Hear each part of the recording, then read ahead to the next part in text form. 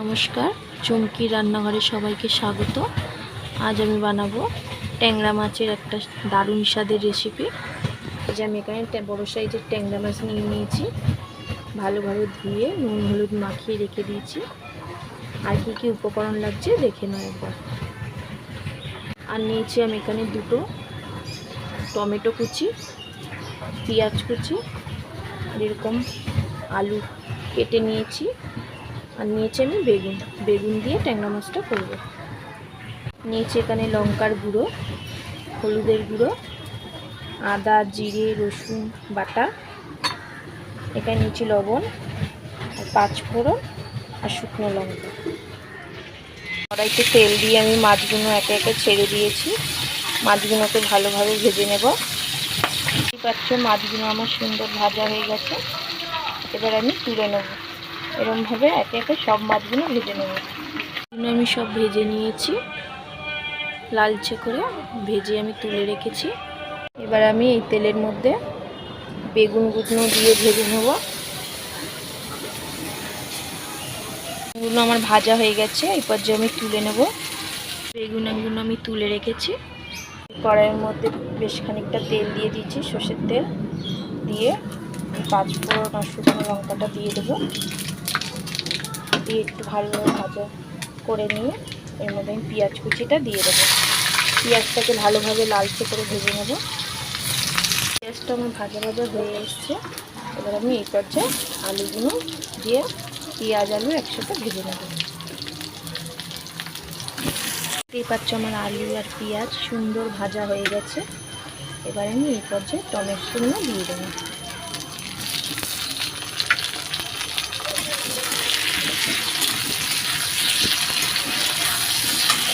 টমেটোটা দিয়ে একটু নাড়াচাড়া করে নিয়ে আমি পরিমাণ মতো লবণটা দিয়ে দেবো।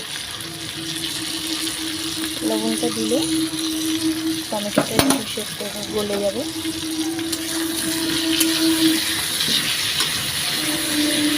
দিয়ে আমি ভালোভাবে নাড়াচাড়া করে নিয়ে এবার আমি এই যে পেস্টটা আদা রসুন জিরে পেস্টটা আমি রেখেছিলাম সেটা আমি দিয়ে দেবো।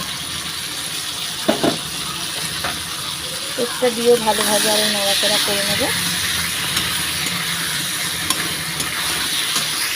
আদা রসুনের পেস্টটা দিয়ে আমি সামান্য একটু জল দিয়ে দিয়েছিলাম, দিয়ে ভালোভাবে নাড়াচাড়া করে নিয়েছি। এই পর্যায়ে আমি দিয়ে দেবো এবারে হলুদের গুঁড়ো।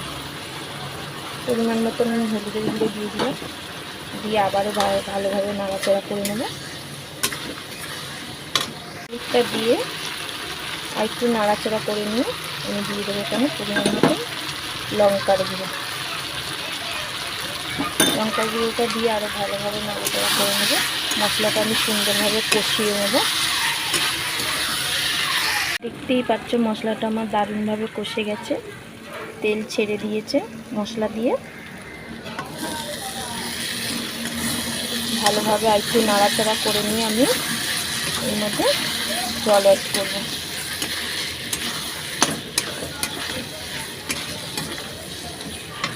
এবার আমি এর মধ্যে পরিমাণ মতো জল দেব।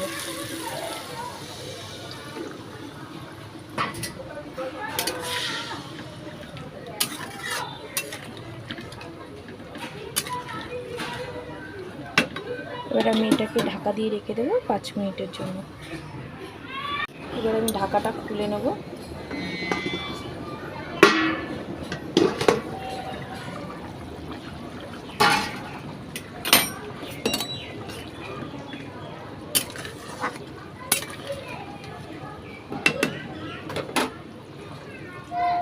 আমি যে বেগুনগুলো ভেজে রেখেছিলাম এবার আমি বেগুনগুলো দিয়ে দেবো। দিয়ে আবারও ভালোভাবে নাড়াচাড়া করে নেব।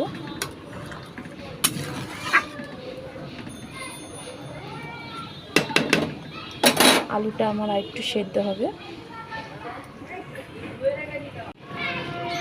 বেগুনটা দিয়ে আমি আর একটু ভালোভাবে ফুটিয়ে নিয়েছি। এবার আমি একে একে মাছগুলো দিয়ে দেবো।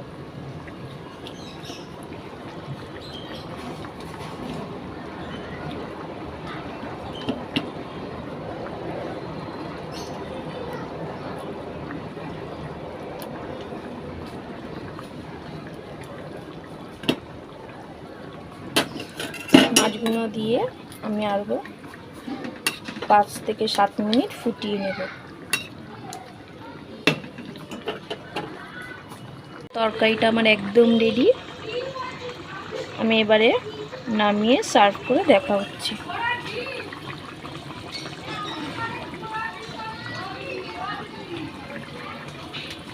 এই যে তরকারিটা আমার একদম রেডি ভাতের সাথে পরিবেশন করার জন্য। এরকমভাবে বানিয়ে দেখবেন, অসাধারণ লাগে খেতে। দুপুরবেলা ভাতের সাথে জমে যাবে। ভিডিওটা ভালো লাগলে লাইক কমেন্ট শেয়ার করতে ভুলবেন না। চ্যানেলটাকে অবশ্যই সাবস্ক্রাইব করে দেবেন। আজকের মতন এইটুকুনি, আবার আসবো নেক্সট ভিডিও নিয়ে।